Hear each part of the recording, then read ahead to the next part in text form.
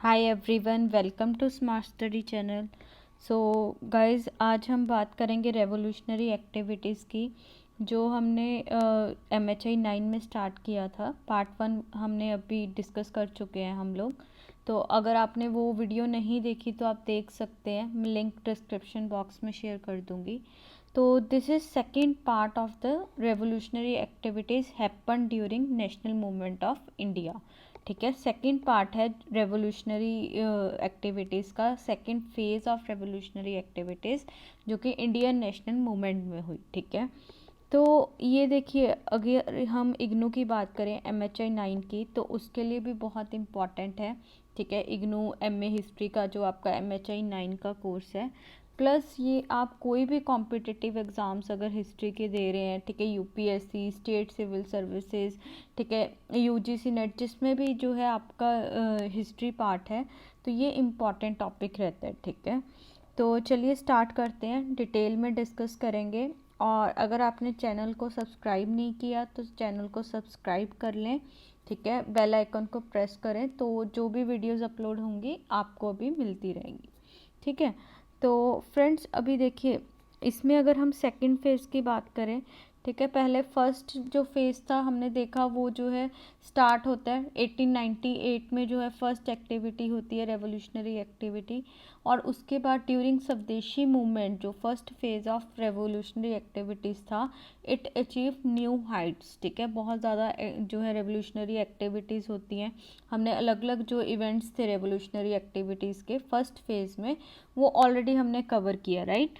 तो अभी क्या हुआ, जैसे जैसे स्वदेशी मूवमेंट ख़त्म हुआ तो ब्रिटिशर्स ने रेवोल्यूशनरी एक्टिविटीज़ को भी सप्रेस कर दिया। ठीक है, रेवोल्यूशनरी जो मूवमेंट थी, रेवोल्यूशनरी फेज़ था, फर्स्ट फेज़, वो वहाँ पे ख़त्म हो जाता है। ठीक है, धीरे धीरे जो भी रेवोल्यूशनरी लीडर्स थे, फॉर एग्जांपल अरबिंदो घोष हो गए, ठीक है, जो भी ये रेवोल्यूशनरी लीडर्स थे, उनको किसी को तो अरेस्ट कर लिया, कोई जो है एग्जाइल पे चला गया।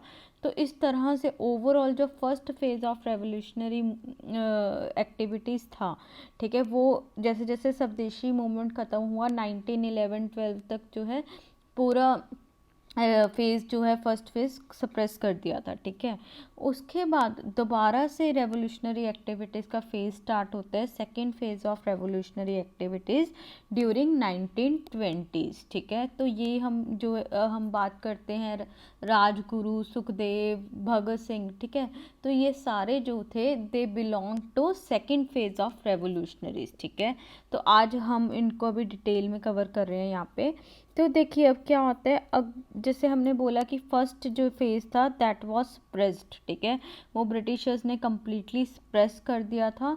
तो अब ये सेकंड फेज़ जो था ये क्यों रिवाइव हुआ, पहले तो क्यों ये जो है दोबारा से रेवोल्यूशनरी एक्टिविटीज़ थी वो दोबारा से क्यों स्टार्ट हुई, क्यों इनका रिवाइवल हुआ। ठीक है, तो सी यहाँ पे जो है अलग अलग चीज़ें हो रही थी। ठीक है, फर्स्ट इम्पॉर्टेंट थिंग अगर हम बैकग्राउंड की बात करें, why the second phase of revolutionary activity started, तो यहाँ पे जो फर्स्ट आता है फर्स्ट वर्ल्ड वॉर। ठीक है, तो देखिए फर्स्ट वर्ल्ड वॉर हुआ 1914 टू 1918। ठीक है, और फर्स्ट वर्ल्ड वॉर में जो है इंडियन सोल्जर्स को वहाँ पे भेजा गया। ठीक है, वॉर में लड़ने के लिए फ्रॉम द ब्रिटिशर्स साइड। ठीक है, इंडियंस जो थे overall they suffered a lot during first world war, बहुत ज़्यादा जो है इनको सफ़र करना पड़ा। इकोनॉमिकली जो है बहुत ज़्यादा प्रॉब्लम्स आ रही थी इंडिया में। ठीक है, वहाँ पे जो फूड ग्रेन्स की हमारी जो थी, फूड ग्रेन्स की शॉर्टेज आ रही थी, फेमीन्स हो रहे थे। ठीक है, और ओवरऑल हमारा जो है बहुत ज़्यादा लॉस हो रहा था। India was in severe problem. ठीक है, सीवियर क्राइसिस जो है फेस कर रहा था इंडिया, क्योंकि सारे आप देखेंगे जो वॉर एक्सपेंसेस थे that were from the Indian treasury. ठीक है, और सोल्जर्स भी जो थे सब इंडिया के उधर जा रहे थे। ठीक है, तो ओवरऑल इंडियंस जो थे बहुत ज़्यादा सफ़र कर रहे थे, बट स्टिल फिर भी जो है इंडियंस ने कहीं ना कहीं ब्रिटिशर्स का साथ दिया। ठीक है, बिकॉज उनको क्या लगा था कि जैसे फर्स्ट वर्ल्ड वॉर ख़त्म होती है, अगर हम इनको सपोर्ट करेंगे, हम इनको हेल्प प्रोवाइड करेंगे, तो फर्स्ट वर्ल्ड वॉर के एंड होते होते ये हम लोगों के लिए भी कुछ करेंगे, ठीक है। With that hope Indians completely supported Britishers in the first world war, ठीक है। पूरा अच्छे से सपोर्ट किया इस एक्सपेक्टेशन के साथ कि हाँ वॉर ख़त्म होगी तो हमें हमारे लिए भी कुछ जो है रिलीफ होगा, हम लोग इतना सफ़र कर रहे हैं, हमारे लिए भी कुछ रिफॉर्म्स जो हैं लिए जाएंगे, ठीक है। बट हुआ क्या, बिल्कुल ही जो है कॉन्ट्रास्ट हुआ, बिल्कुल जो है कॉन्ट्राडिक्टिंग हुआ, ठीक है, एकदम अलग हुआ। यहाँ पे क्या होता है, यहाँ पे कुछ ऐसे जो है ब्रिटिशर्स ने एक्ट्स इंट्रोड्यूस किए जो कि इंडियंस के बिल्कुल जो है अगेंस्ट थे, इंडियंस के फेवर में नहीं थे। So first is Rowlatt act, ठीक है। रोलेट एक्ट हुआ तो वही नो, रोलेट एक्ट जो था बिल्कुल ही जो है बहुत ही इनह्यूमन एक्ट था, ठीक है। इसमें क्या था कि आप किसी को भी on the basis of suspicion, शक के बेसिस पे आप जो है अरेस्ट कर सकते हैं और वहाँ पे जो है कोई ट्रायल नहीं होगा और इम्प्रीजन कर सकते हैं फॉर 2 ईयर्स, ठीक है। हमने रोलेट सत्याग्रह पे भी एक अलग जो है लेक्चर बनाया हुआ है, तो अगर आपको वो देखना है वो भी आप देख सकते हैं, ठीक है। तो रोलेट एक्ट जो था वो पास कर दिया, ठीक है। जो इंडियंस के पूरे जो राइट्स के अगेंस्ट था, राइट टू लाइफ, आप इम्प्रीजन कर रहे हैं just on the basis of suspicion, तो वो तो लाइफ के जो राइट टू लाइफ था उसके अगेंस्ट था, राइट। फिर सेकेंडली मॉन्टेग्यू कैम्सफोर्ड रिफॉर्म्स, ठीक है। 1919 में मॉन्टेग्यू कैम्सफोर्ड रिफॉर्म्स आ जाते हैं और यहाँ पे भी कोई इंडियंस को रिलीफ नहीं दिया गया, instead of providing any relief, ठीक है। कुछ जो है रिलीफ प्रोवाइड करने के लिए इंडियंस के लिए कुछ अच्छा करने की जगह यहाँ पे डायरकी इंट्रोड्यूस कर दी गई, ठीक है। डायरकी जो था बेसिकली उसमें भी कुछ खास नहीं था, ठीक है। डायरकी में जो सारे इंपॉर्टेंट सब्जेक्ट्स थे, ठीक है, देवर इन रिजर्व्ड कैटेगरी, उनको रिजर्व्ड कैटेगरी में रखा गया ब्रिटिशर्स के लिए। कुछ जो आलतू फालतू इतने इंपॉर्टेंट सब्जेक्ट नहीं थे, ठीक है, वो इंडियंस को दे दिए। These subjects were called transfer subjects, ठीक है। तो इनसे भी कुछ जो है इंडियंस को रिलीफ नहीं मिला था और इंडियंस के रिलीफ के लिए कुछ भी जो है ब्रिटिश गवर्नमेंट ने एफर्ट्स नहीं लिए थे, डिस्पाइट ऑफ द फैक्ट कि इंडियंस जो थे they have fully supported Britishers in first world war, ठीक है। बहुत अच्छे से जो है सपोर्ट करा, फिर भी यहाँ पे उनको बाद में जो है डिसअपॉइंट होना पड़ा इंडियंस को, क्योंकि हमारे लिए यहाँ पे कुछ भी नहीं किया गया, ठीक है। देन अब next important factor which led to revival of this revolutionary activities is Chauri Chaura incident, ठीक है। अब जैसे देखिए ये हुआ 1919 का एक्ट हुआ, ठीक है, रोलेट एक्ट हुआ, रोलेट सत्याग्रह हुआ। उसके बाद गांधी जी बोलते हैं कि हाँ हम नॉन कॉपरेशन मूवमेंट लॉन्च करेंगे, ठीक है। खिलाफत नॉन कॉपरेशन मूवमेंट लॉन्च होती है। तो नॉन कॉपरेशन मूवमेंट में क्या था कि हाँ Gandhi ji convinced Congress, Gandhi ji convinced masses to participate in non cooperation movement with promise कि मैं आपको जो है विद इन अ ईयर मैं आपको स्वराज दिलाऊंगा, ठीक है। ये गांधी जी ने प्रॉमिस किया था कि आप जो है नॉन कॉपरेशन मूवमेंट में पार्टिसिपेट कीजिए, इन रिटर्न आपको 1 साल के अंदर स्वराज मिलेगा, ठीक है। वो नहीं हुआ और वो अब नहीं हुआ, प्लस गांधी जी ने एकदम से जो है सडन विड्रॉ कर दिया मूवमेंट को, सडनली मूवमेंट को ख़त्म किया विद चोरी चोरा इंसिडेंट, ठीक है। जब चोरी चोरा इंसिडेंट होता है एकदम से विड्रॉ कर देते हैं, इस वजह से अब क्या हुआ, मासेस और ज़्यादा डिसअपॉइंट हो गए गांधी जी के साथ, ठीक है। और कुछ जो है रेडिकल जो यंग लीडर्स, यंग लोग थे, ठीक है, यंग पीपल थे, वो बहुत ज़्यादा ही डिसअपॉइंट हुए, ठीक है। उनका था कि आपने जो है हमें प्रॉमिस किया था स्वराज के लिए, ठीक है, स्वराज नहीं आया और आपने जो है एकदम से मूवमेंट को विड्रॉ कर दिया, ठीक है। इसलिए बहुत सारे लोग जो हैं यंग लोग जो थे, ठीक है, now they moved towards violent methods, उनका कहीं ना कहीं गांधी जी में ट्रस्ट खराब हुआ और वो जो है वायलेंट मेथड्स की तरह मूव ऑन कर गए कि हाँ हम दोबारा से जो है वो जो थे वो जैसे फर्स्ट फेज में रेवोल्यूशनरी एक्टिविटीज़ थी दोबारा से उसी डायरेक्शन में मूव हुए अभी यहाँ पे जो भी यंग माइंड्स थे, ठीक है। प्लस यहाँ पे एक और इम्पॉर्टेंट जो है फैक्टर आता है behind this second phase of revolutionary activities is socialism, very important friends, ठीक है। सोशलिज्म यहाँ पे बहुत इंपॉर्टेंट था। जो रशियन रेवोल्यूशन हुआ, बॉल्शेविक रेवोल्यूशन हुआ 1917 में, उसके बाद सोशलिस्ट आइडियाज़ जो थे वो स्प्रेड हो गए, ठीक है, और उनका जो इफेक्ट था वो इंडिया में भी देखा गया। यहाँ पे जो लीडर्स थे यंग लीडर्स, ठीक है, लाइक जवाहरलाल नेहरू, सुभाष चंद्र बोस, ठीक है, वो सब भी इंस्पायर हुए by the ideas of socialism, ठीक है। और उसके बाद कुछ जो यंग लोग थे उन्होंने भी जो है सोशलिज्म को जो है सोशलिज्म को फेवर किया। एंड आप देखेंगे जो सेकंड फेज होता है revolutionary, second phase of revolutionary activities, उसमें सोशलिज्म बहुत एक इम्पॉर्टेंट कंपोनेंट होता है, ठीक है। तो इस तरह से कुछ ये फैक्टर्स थे जिनसे इन्फ्लुएंस होके यहाँ पे दोबारा से सेकंड फेज जो है रिवाइव होता है रेवोल्यूशनरी एक्टिविटीज़ का ड्यूरिंग 1920s एंड 30s, ठीक है। तो यहाँ पे फ्रेंड्स अगर हम रेवोल्यूशनरी एक्टिविटीज़ की बात करें सेकंड फेज़ की, तो फर्स्ट इम्पॉर्टेंट ऑर्गेनाइजेशन जो होती आती है that is HRA, Hindustan Republican association, ठीक है। तो इसके अंडर जो है रेवोल्यूशनरी एक्टिविटीज़ कंडक्ट होती हैं। तो हम थोड़ा सा HRA के बारे में जानते हैं, ठीक है। तो अगर HRA की हम बात करें, यहाँ पे जो रेवोल्यूशनरीज थे from areas like UP, Punjab, ठीक है, उन्होंने एक ऑर्गेनाइजेशन सेटअप किया, हिंदुस्तान रिपब्लिकन एसोसिएशन, ठीक है, इन 1924 में सेटअप हुआ ये HRA। और इनका क्या एम था? इनका एम था to establish a federated republic of united states of India by an organised and armed rebellion, ठीक है। देखिए ये एक यहाँ पे एक तो आपको जो है थोड़े इंपॉर्टेंट वर्ड्स हैं, रिपब्लिक, ठीक है, फेडरेटेड रिपब्लिक।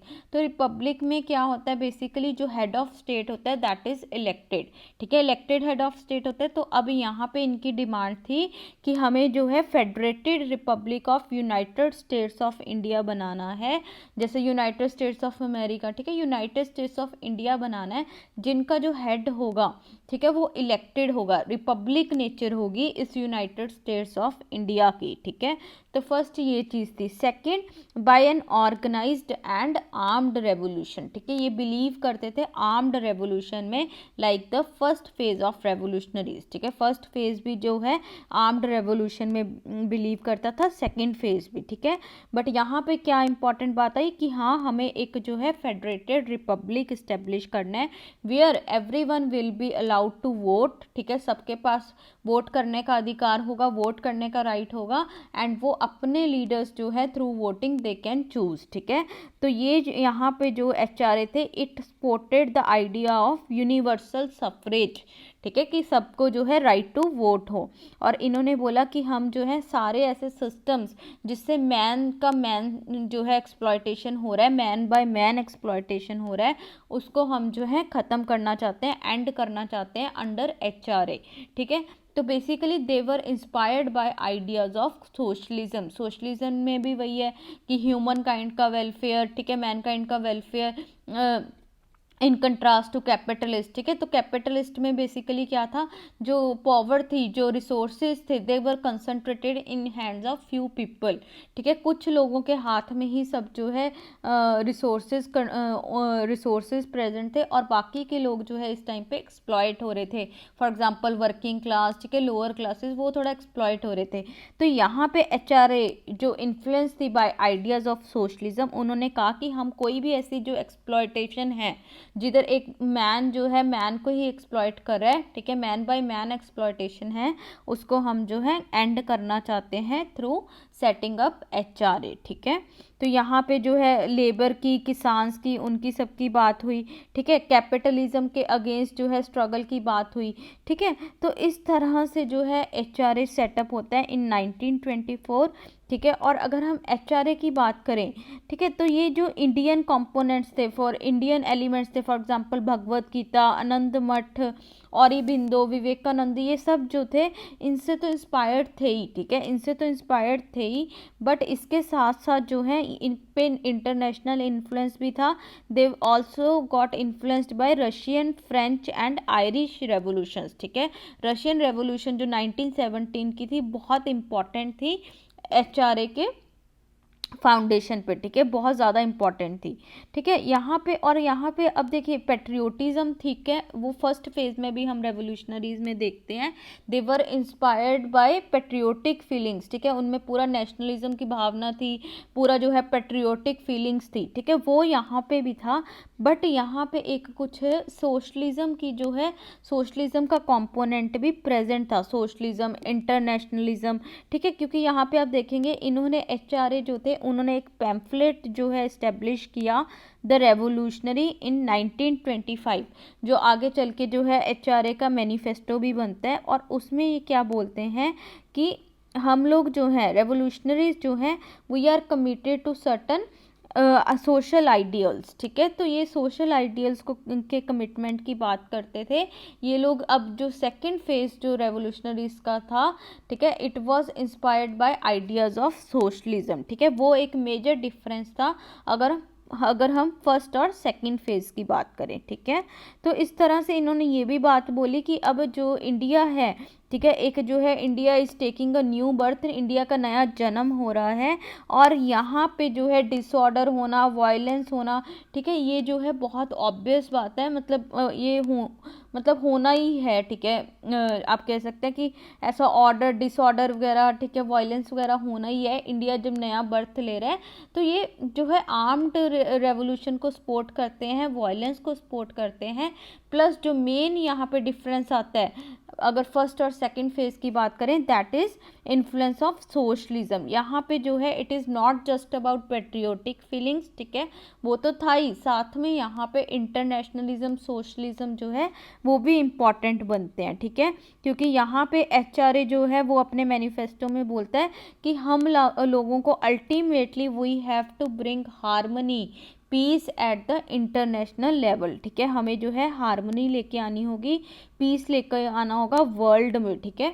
और वो तब पॉसिबल होगा जब डाइवर्स नेशंस जो हैं उनके डाइवर्स जो इंटरेस्ट हैं उनको फुलफिल किया जाएगा, उनको अंडरस्टैंड किया जाएगा, ठीक है। तो इस तरह से अभी सेकंड फेज में जो रेवोल्यूशनरी एक्टिविटीज़ थी, they were based on socialism, internationalism and not just on patriotism, ठीक है।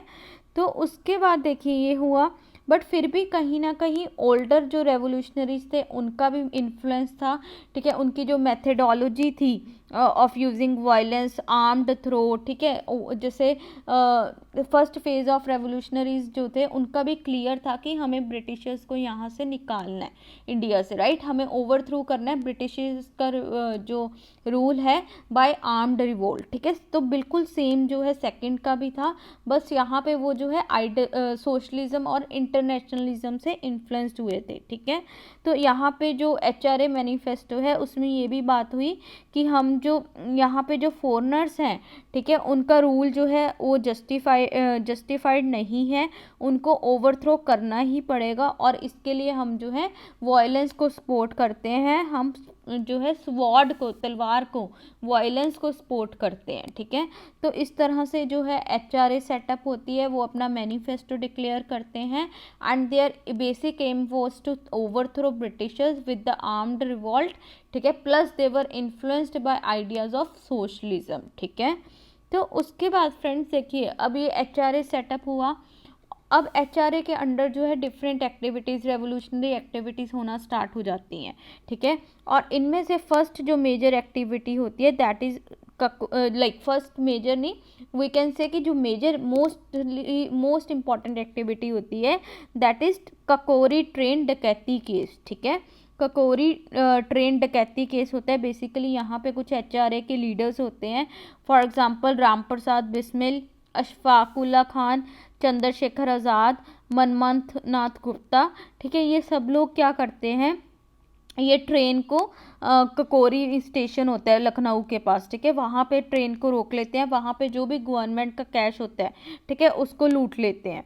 तो इस तरह से ये जो है ककोरी ट्रेन डकैती होती है। बट इसके बाद अब क्या होता है, कुछ टाइम बाद जो है ये जो भी लीडर्स थे, ठीक है, उनको अरेस्ट कर लिया जाता है, that this case was called Kakori conspiracy case.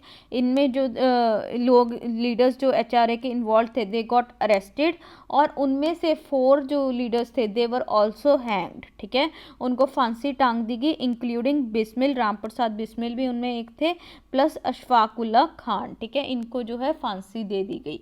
तो इस तरह से ये जो ककोरी कॉन्स्पिरेसी था, ये जो है it was considered as one of the most important activities of HRA, ठीक है।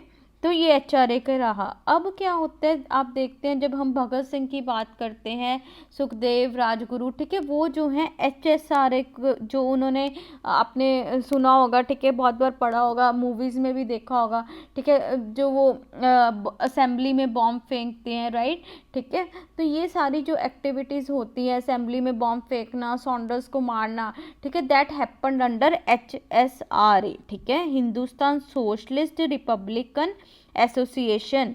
तो यहाँ पे देखिए ये जो एक नया वर्ड जो है ऐड ऑन हुआ एचआरए में, दैट इज सोशलिस्ट, ठीक है। तो एचआरए बना एचएसआरए।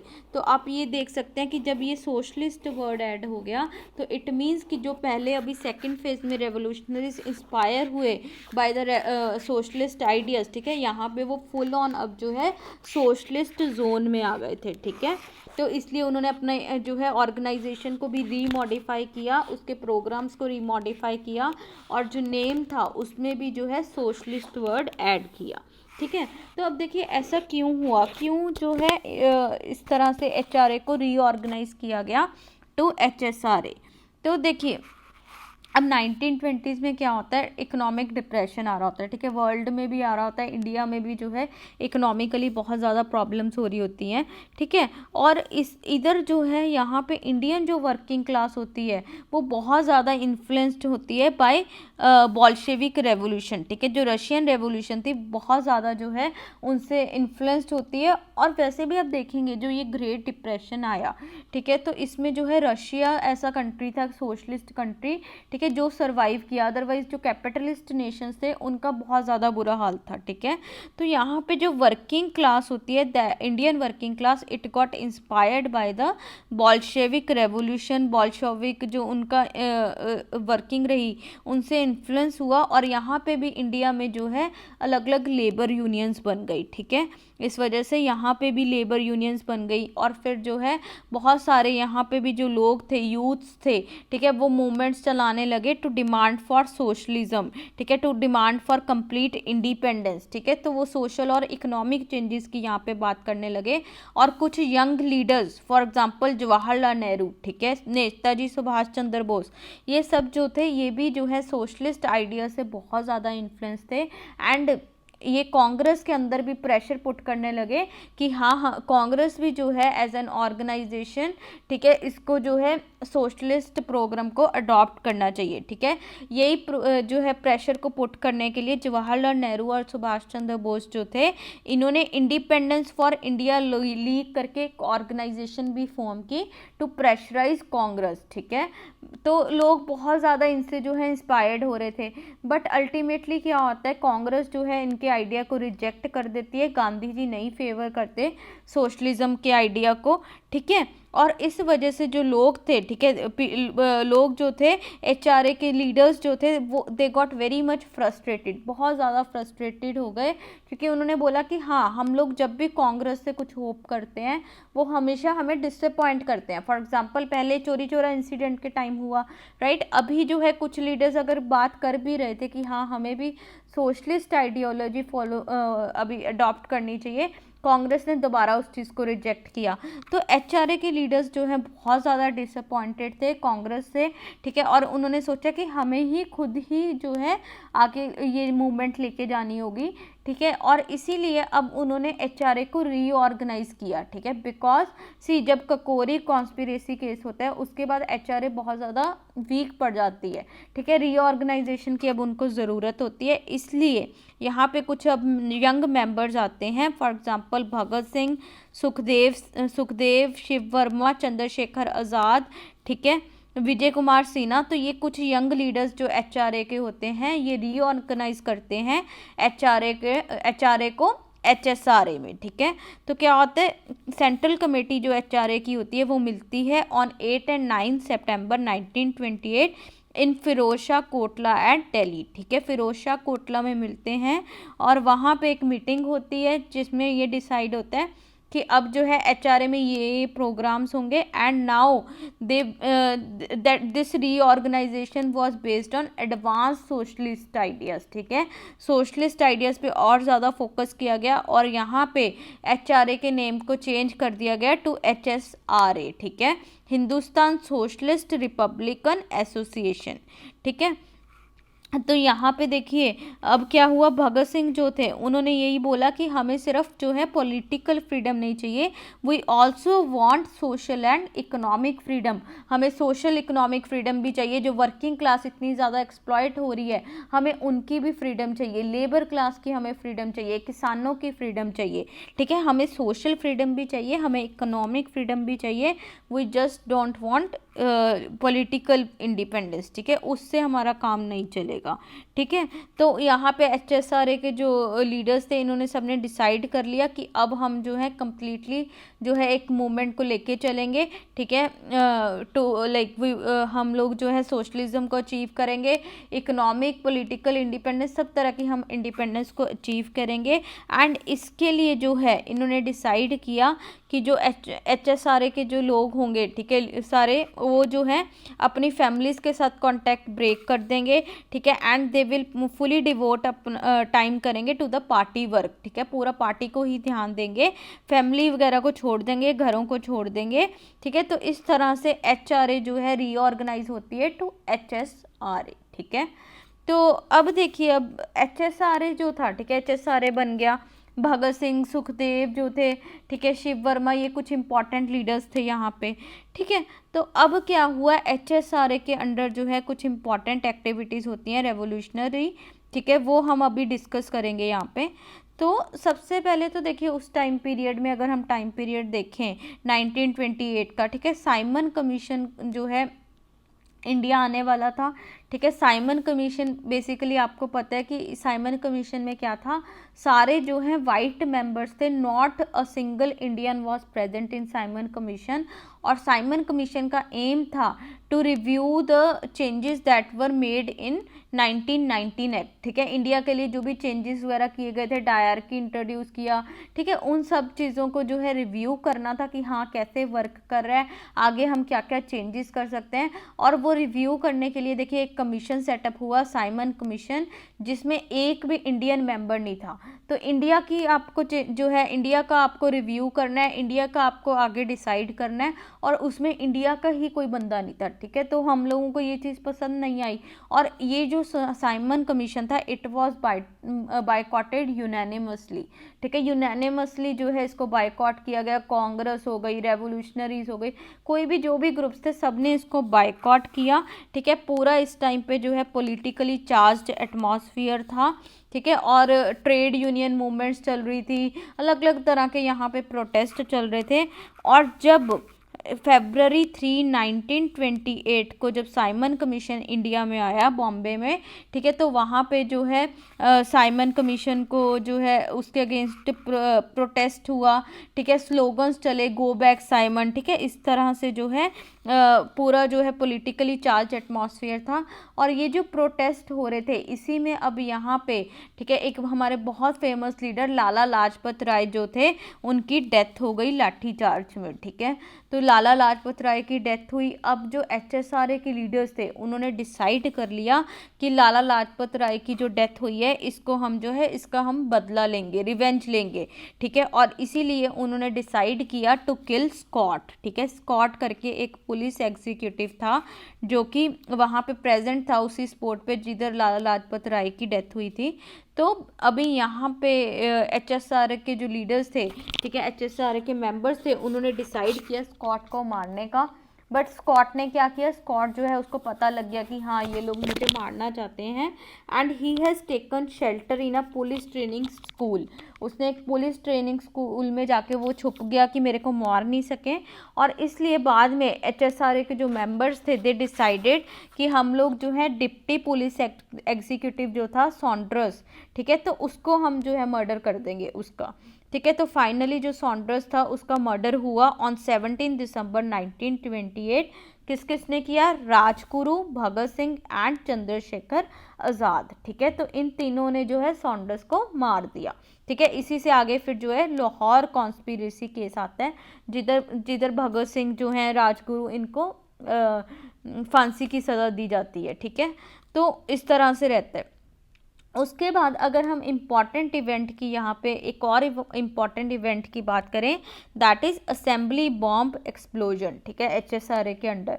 तो यहाँ पे क्या होता है, HSRA जो है वो प्लान करती है कि नाउ हम लोग जो है we will throw bombs in assembly, ठीक है। हम लेजिस्लेटिव असेंबली जो है वहाँ पे बॉम्ब जो है थ्रो करेंगे, क्योंकि रीज़न क्या होता है फ्रेंड्स, यहाँ पे जो ब्रिटिश गवर्नमेंट होती है वो 2 बिल लेके आती है, ठीक है, public safety bill and trade disputes bill, ठीक है। तो ब्रिटिशर्स क्या करते हैं, ये बेसिकली बिल्स लेके आते हैं to restrict the activities of socialists, ठीक है। सोशलिस्ट हो गए, रेवोल्यूशनरी हो गए, लेबर क्लास हो गई, जो भी ये वर्कर्स वगैरह जो यहाँ पे इस टाइम पे एक्टिविटीज़ कर रहे थे, उनको रिस्ट्रिक्ट करने के लिए ये 2 जो हैं बिल लेके आते हैं, और इससे जो है बहुत ज़्यादा रिस्ट्रिक्शंस लगाई जाती हैं। ट्रेड यूनियंस बना नहीं सकते आप, ठीक है, आप अपने आप को एक्सप्रेस नहीं कर सकते, ठीक है। फ्रीडम ऑफ जो स्पीच एक्सप्रेशन जो होता है वो यहाँ पे सफ़र करता है लोगों का, ठीक है। तो ये जो है बहुत ही बेकार से कुछ एक्ट होते हैं, इसीलिए यहाँ पे HSRA डिसाइड करती है कि हम लोग अब जो है असेंबली में बॉम्ब फेंकेंगे, और ये लोग जो हमारी बात अभी नहीं सुन रहे, ठीक है, ये जो डेफ हैं ब्रिटिशर्स, जिनको सुनाई नहीं दे रहा हमारी बात, हमारी डिमांड्स, अब हम इनको सुनाएंगे बॉम्ब के शोर से, ठीक है। तो इस तरह से ये लोग डिसाइड करते हैं।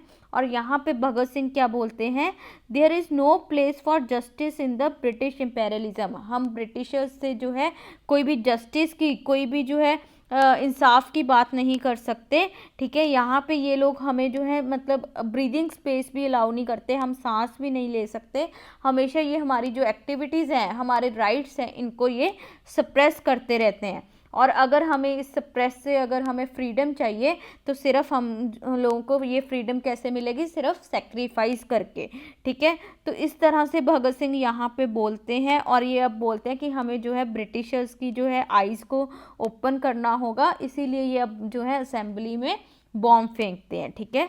तो 8 अप्रैल 1929 को भगत सिंह प्लस BK दत्त होते हैं, ये दोनों जने असेंबली में बॉम्ब थ्रो कर देते हैं, ठीक है। वहाँ पे कुछ ऐसे रेड जो है लीफलेट्स जो है वो बना के वो फेंक देते हैं, ठीक है। उसमें मैसेज लिखा होता है on the behalf of HSRA कि यहाँ पे क्या बोलते हैं, it takes a loud voice to make the deaf hear, ठीक है, कि जो ब्रिटिशर्स को हमारी डिमांड्स, हमारी बातें नहीं सुन रही, उनको जो है सुनाने के लिए, ठीक है, यहाँ पे ये वो लोग बहरे हैं, उनको सुन नहीं रहा, तो एक लाउड वॉइस की यहाँ पे ज़रूरत थी, ठीक है। तो इस तरह से जो है वो लोग बॉम्ब थ्रो करते हैं, बट वो वहाँ से भागते नहीं हैं, वहाँ पे ही रहते हैं।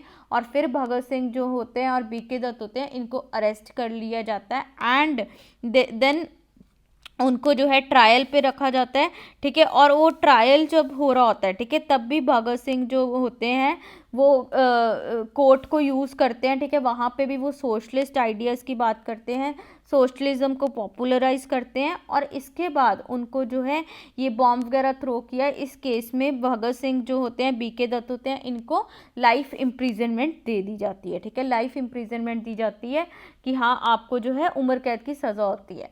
बट अब यहाँ से भगत सिंह को जो है लाहौर कॉन्स्पिरेसी केस, जिधर उन्होंने सॉन्डर्स को मारा था, ठीक है, अब जो है वो भगत सिंह पे चला दिया जाता है, और 2 साल तक उनका जो है ट्रायल चलता है, ठीक है, 2 साल तक भी। बट जो है भगत सिंह हो गए और जो रेवोल्यूशनरीज थे, ठीक है, ये जो है पुलिस स्टेशन में वहाँ पे जो है स्ट्राइक्स करते हैं, क्योंकि पुलिस स्टेशन में वहाँ पे जो जेल्स होती हैं बेसिकली, वहाँ पे जो है बहुत जो है इंडियंस के साथ बुरा ट्रीट होता था, उनको खाने पीने की भी जो है कंडीशंस बहुत बेकार होती थी, ठीक है। So for the better living conditions, ठीक है, यहाँ पे रेवोल्यूशनरीज इस टाइम पे जो है स्ट्राइक करते हैं, हंगर स्ट्राइक, ठीक है। और इसी हंगर स्ट्राइक में one of the revolutionaries Jatin Das, ठीक है, जतिन दास जो थे वो उनकी जो है वो अपनी लाइफ को सेक्रीफाइस कर देते हैं on September 13, 1929 after 63 days of hunger strike, ठीक है। 63 डेज तक उन्होंने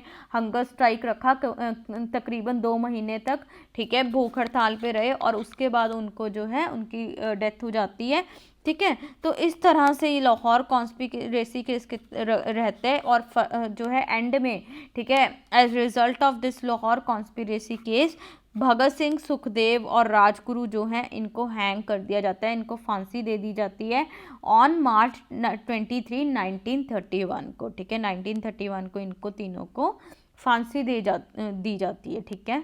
तो ये हुआ HSRA का रोल, ठीक है, in the second phase, right.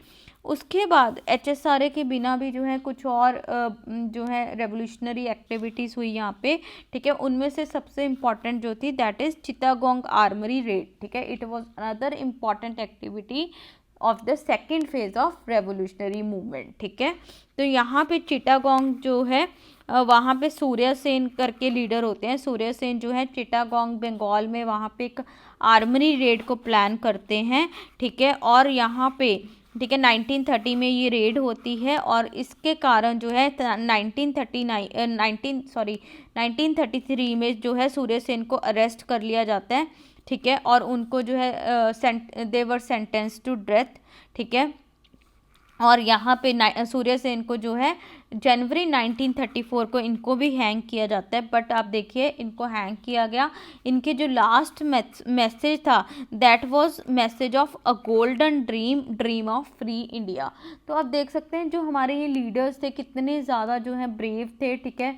Whether we talk about भगत सिंह, सुखदेव, राजगुरु, ठीक है, उन्होंने पूरा जो है फांसी को जो है मतलब एंड तक उन्होंने इंडिया के लिए जो है फाइट किया, ठीक है, फांसी ली। उसके बाद सूर्य सेन, ठीक है, फांसी के टाइम पे भी he was talking about a golden dream of free India, ठीक है।